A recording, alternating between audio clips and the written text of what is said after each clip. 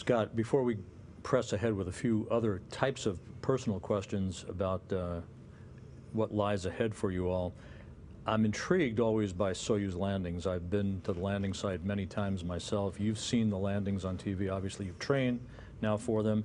It's not wheel stop, Houston. It's thump and bang, and they call it the E-ticket. Any U.S. astronaut who has rode home on a Soyuz calls it the E-ticket, basically. What do you think that's going to be like for you? Well, I think it's an E-ticket if you consider like crashing, you know, an E-ticket ride. I mean, you know, my understanding is it's, you know, it's kind of a violent re-entry and impact with the Earth that has really gotten some people's attention. I'm glad I've talked to a lot of people about it, so hopefully it won't be as big of a surprise, but, you know, it can be, you know, higher G-forces, you know, the Soyuz spins up underneath the parachute. There's a equalization of pressure that, you know, causes the inside of the vehicle, depending on atmospheric conditions, to fill up with condensation. Can seem rather smoky to people, and then you know, when you hit the ground, it's hard, and then the vehicle, as you've seen, can roll and be in a weird orientation, and all that, you know, combined with the fact that your body's somewhat deconditioned and your vestibular system is affected, can make it for you know, quite a violent, surprising event. Was it a dream of yours, both of you guys, perhaps far-fetched, to fly together on a shuttle mission or fly together in some way, shape, or form at some point in your careers? We've talked about it. You know, we've been here for 14 years now, and thought that that would be a, you know, pretty neat thing to get to do. Didn't think it would ever really happen. Well, Scott's been assigned to this expedition flight for a pretty long period of time. I got assigned about a year ago to STS-134 with a launch date, which is actually the day today that we're doing this interview. July. Yeah, in July, so July 29th was the planned launch date of 134. So I would have launched and landed before he ever got to space station. But when we were assigned, and it, you know, the way the shuttle program goes, you do realize that there's certainly opportunities out there for flights to get delayed. So we thought it was actually pretty likely that we may fly together. So it's something we thought about, didn't really think would ever happen. But, you know, earlier on in our career, both being pilots and shuttle commanders, there's only one pilot and only one, you know, commander on the space shuttle. It was, you know, it was very unlikely that we would have been on the same shuttle mission together. So when STS-134, just by circumstance, slipped to February of 2011, you looked at the calendar, it was pretty obvious that you had a shot at being together, but not just that, but two commanders, twin brothers at the same time. What a moment that must have been. Yeah, but you know, these things just don't happen all at once, so you kind of see them coming, and there's a little bit of build up to it. And then you know before the launch date changes that it's actually going to change. So there isn't like this, you know, one point where you say, oh, this is all going to work out. It's kind of a gradual thing. But it's quite possible his launch could slip a month and you won't even be showing this interview on television. Yeah. Let's assume that the stars align and you are in space together at the same time next February. What thoughts do you think are going to be going through your head as the hatches open for the first time and you guys greet each other? These missions are incredibly complicated, where, you know, we're going to have 12 people in space. All of us have to work together. Scott and I have to work together to make sure this thing gets executed correctly with nobody getting hurt and everything getting accomplished. So it's really going to be more about the mission than, hey, we're in space together.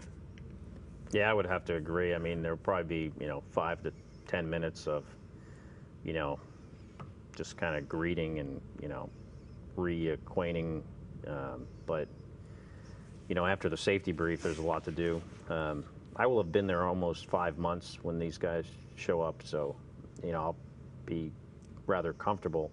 But having been in the, you know, in Mark's shoes before, I will understand the sense of urgency that you feel to kind of get moving along on the timeline. So there's not going to be a whole lot of time for, you know, joking around.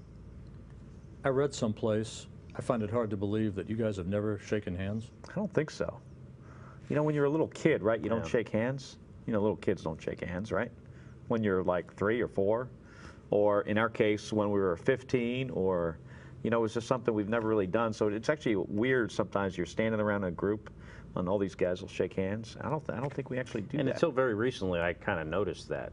Yeah. Like, I'll go up to, you know, we have mutual friends and see him and, you know, shake their hands, and he's standing there with one of them, and I won't. Yeah, it's just something we've never done.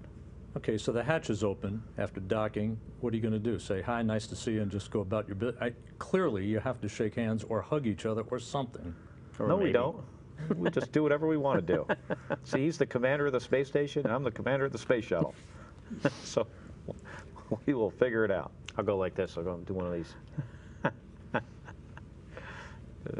Mark, as you mentioned, when you reach the station as commander of Endeavour, and Scott alluded to it, Scott will be within weeks of coming home if the current dates hold. Is your time together during the week or so of docked operations, how joyous will that be for you, having realized the dream that you talked about a little earlier? Oh, it's going to be a lot of fun, but like I said earlier, I mean, these missions are really complicated. There's a lot of work to be done, so you tend to be focused on that. I mean, we'll have a little bit of, you know, free time, I guess you would call it, in space to, you know, talk about how unique this opportunity is, and I'm sure we'll discuss that. The thing I got to figure out is how I'm going to land the space shuttle in Florida and then convince my boss to send me over to Baikonur for when he lands.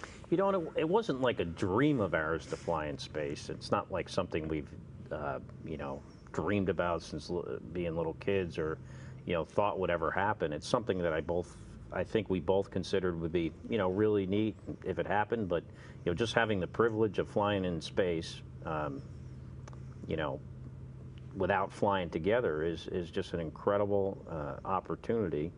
And, you know, I always thought it'd be great if it happened, but if it didn't, you know, I have no control over that. And regardless of the timing of you two being in orbit together, you will be flying in space as the shuttle program is drawing to a close. Can you reflect for a moment, each of you, on what significance that holds for both of you, and what your thoughts are going to be about what this program has meant over the course of all the decades that it has been in existence? So when the space shuttle was designed, it was designed to build a space station. I mean, early on, I mean, the plan was you're going to build this space truck that could bring all this stuff up onto orbit, also to be able to service satellites in space. But it was really designed to build a space station, and we didn't get to do that until, you know, rather recently, 10 years ago, when we started construction of ISS. So when we attach the alpha magnetic spectrometer, AMS, on the outside of the space station truss, I mean, that's going to be assembly complete of ISS. So I think the space shuttle will have, you know, have completed and will have done what it was built to do. It's going to be sad not to have the shuttle around anymore to fly. It's an incredible vehicle. Nobody has ever built anything as, I think, complex, but as capable as well. But, you know, it's necessary, I think, to stop flying the space shuttle so we can move on and build another spacecraft and get out of low Earth orbit and explore our solar system. So in some regard, it's going to be sad, but I think it's a necessary step so we can move forward. You know, certainly we need to reflect back on the shuttle program and its successes, and like, you know, I agree with Mark 100%. It's an amazing vehicle. It's been an amazing, you know, program, but it can't leave low Earth orbit by design. I mean, it wasn't designed to do that, and if we want to do something else, our country does not have the resources to do both. I mean, we cannot fly the shuttle program, support the space station program, and build something else. And, you know, I think we need to build something else and move on. And, you know, the way we've chosen to do that is by retiring the shuttle.